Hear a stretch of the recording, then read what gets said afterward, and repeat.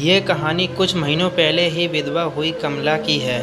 Car accident में पति की मृत्यु के बाद कमला पर तो जैसे दुखों का पहाड़ टूट पड़ा था। कमला की दो बेटियां थीं जिनका पालन पोषण और पढ़ाई की जिम्मेदारी अब पूरी तरह से उस पर आ चुकी थी। उसके पति की थोड़ी बहुत सेविंग थी जो कुछ ही महीनों में शून्य होने को आई थी। भगवान जैसे उसकी कड़ी परीक्षा लेने पर तुला हुआ था, क्योंकि ले देकर उसके पास एक कमाई का जरिया था, जो थी उसकी गाय। पर अब वो भी बीमारी से मर चुकी थी। कमला को दिन रात बस यही चिंता सताने लगी कि अब आगे का गुजारा कैसे होगा, कैसे मैं अपने दोनों बच्चियों को खाना खिला पाऊंगी और कैसे उनको कपड़े लत्ते दिला पाऊंगी या स्कूल भेज पाऊंगी। दिन रात की चिंता में कमला का चेहरा मुरझा रहा था, जो साफ साफ देखा जा सकता था। कमला के कई सारे पड़ोसी थे, मगर वह सिर्फ नाम के थे। किसी ने भी अपना पड़ोसी धर्म नहीं निभाया था। इनमें से एक पड़ोसी टीचर थे, जो कमला की परिस्थिति से भली भांति वाकिफ थे।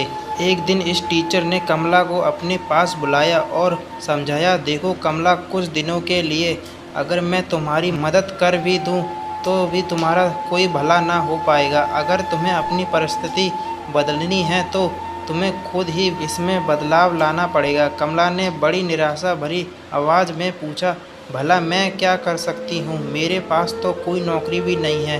टीचर ने कहा, नहीं नहीं कमला, मैं तुम्हें नौकरी करने के लिए नहीं कह रहा हूँ। मैं जानता हूँ कि तुम कढ़ाई बुनाई का काम बहुत अच्छा करती हो।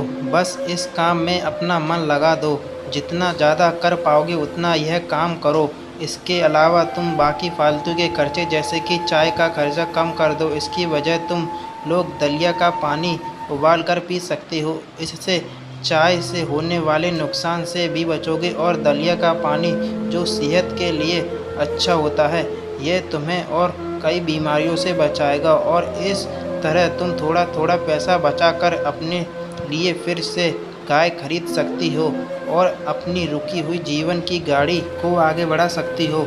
कमला को इस भले शिक्षक की बात में कुछ दम लगा। उसने वैसे ही किया जैसे इस टीचर ने उससे करने के लिए कहा था, और देखते ही देखते 1 साल बीत गया।